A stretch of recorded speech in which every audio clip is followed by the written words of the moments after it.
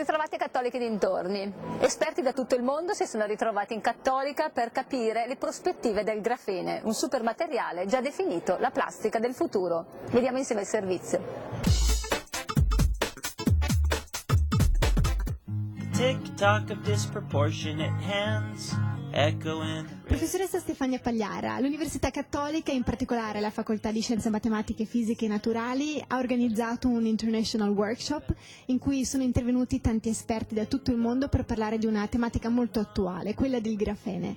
Le va di spiegarci che cos'è questo materiale? Il grafene è un materiale direi unico, ha in sé racchiuse tutte quelle che sono le proprietà che uno cerca in un materiale. Uno vuole un materiale che sia resistente, lui lo è più dell'acciaio. Uno vuole un materiale che conduca la carica molto bene, che conduca la corrente molto bene, lui lo fa meglio del silicio.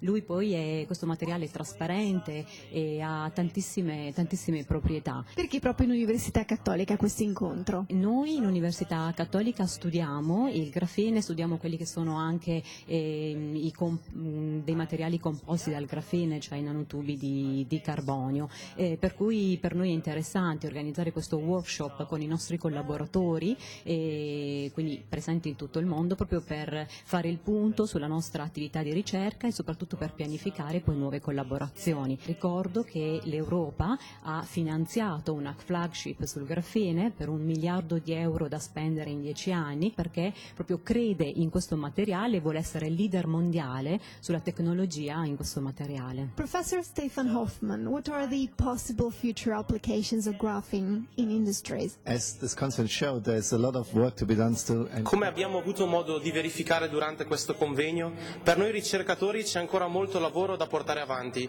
perché il grafene è un materiale molto versatile e grazie a questa sua caratteristica rappresenta una grande risorsa per l'industria. Ad esempio, il grafene potrebbe essere utilizzato nell'industria elettronica, per display di TV, computer e smartphone touch di ultima generazione, così come in molti altri dispositivi.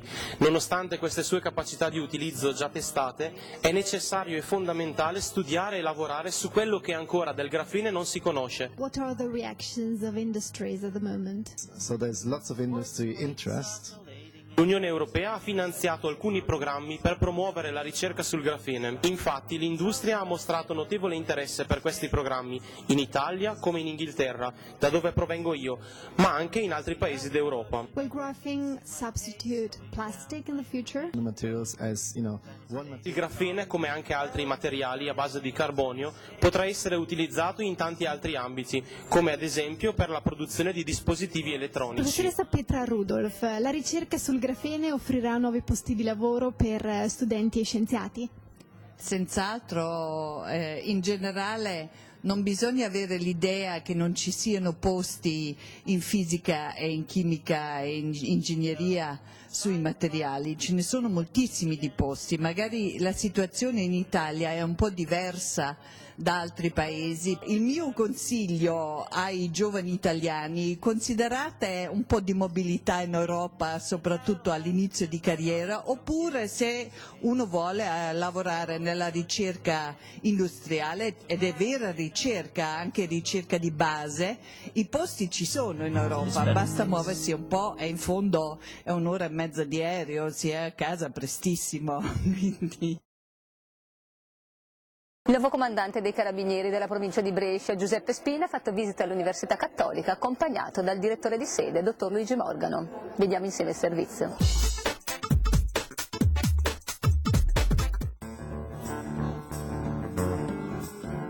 Comandante Spina, conosce già l'Università Cattolica, essendo un'istituzione nazionale, quale potrebbe essere una collaborazione con voi?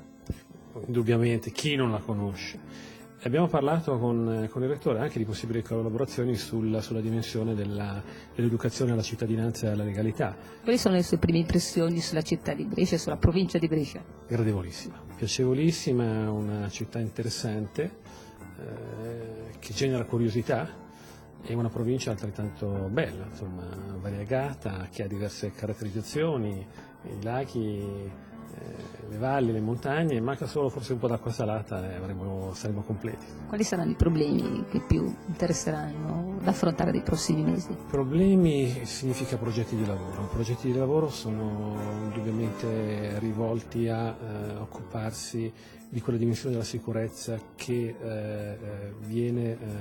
che condiziona di più la vita di tutti i giorni delle comunità di questo territorio. E quindi mi rivolgo a quella che è la dimensione della criminalità predatoria, cioè quella criminalità che maggiormente incide sulla sicurezza percepita da parte delle comunità. Elena Appiani e Anna Facchi, terzo anno della laurea triennale in scienze linguistiche, hanno trascorso 2 settimane a Pechino e Shanghai per conoscere la lingua e la cultura cinese. Ascoltiamo il loro racconto in questa intervista.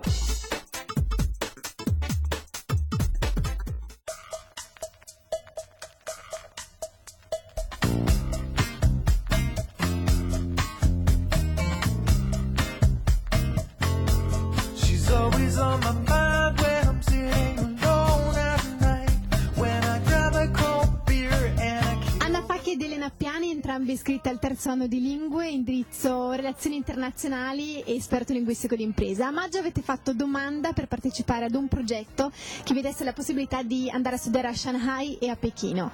Che tipo di progetto è? Si chiama Experience in Chinese Culture, è un progetto che dura 2 settimane in cui bisogna passare una selezione sia in Italia sia in Cina. Successivamente i selezionati partono per andare appunto prima a Pechino, poi a Shanghai, grazie all'utilizzo di un treno super veloce che abbiamo appunto potuto utilizzare gratuitamente, perché questo progetto è finanziato dall'Istituto dell'istruzione in Cina Hanban, quindi la maggior parte delle spese sono tutte coperte dalla Cina.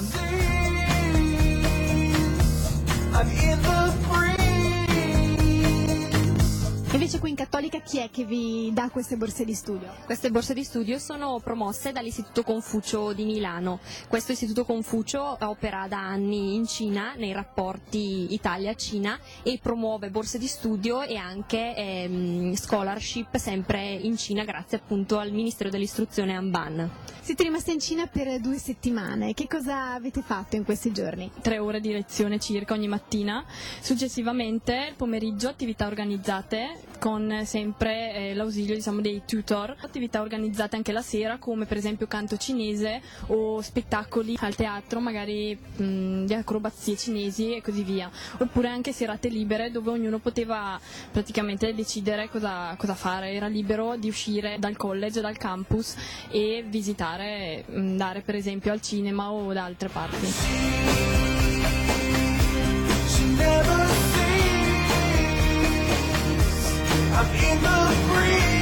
Qual è l'obiettivo di questo progetto? L'obiettivo di questo progetto è promuovere la cultura cinese, soprattutto in Italia, formare studenti e anche insegnanti nello studio e nell'apprendimento della lingua cinese, dato il fatto che appunto questa lingua sta emergendo sempre di più e soprattutto nel mercato del lavoro è molto, molto richiesta, quindi grazie a queste opportunità si agevolano sia gli studenti e le persone appassionate o meno di cultura cinese a studiare proprio questa lingua. Entrambi voi studiate cinese, quanto vi ha aiutato questo progetto nella vostra carriera universitaria?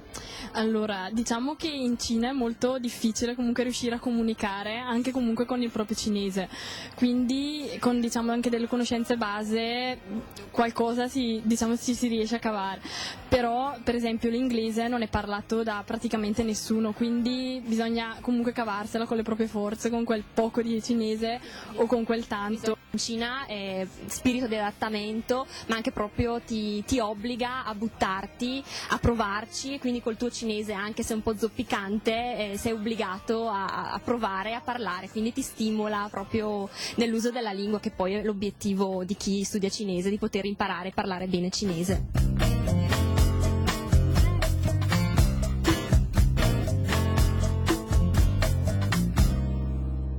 Che cosa vorresti dire ai ragazzi che vorrebbero partire anche loro per vivere un'esperienza all'estero? Io consiglierei appunto di approfittare di questo Experiencing Chinese Culture, perché comunque essendo seguiti da tutor non si è mai da soli, abbandonati a se stessi come diciamo nei late o altre esperienze di studio come l'Erasmus. Quindi prima iniziare a fare 2 settimane, vedere se davvero ci si riesce ad integrare nella cultura, poi comunque la voglia di tornare c'è sicuramente. Anch'io propongo questa esperienza che abbiamo fatto noi, magari per chi è un po' titubante e non vuole partire subito buttandosi magari in 6 mesi o un anno in Cina, così testa veramente la cultura e l'ambiente, se gli piace vivere o meno là, e poi sicuramente la voglia torna di tornare come è capitato a noi.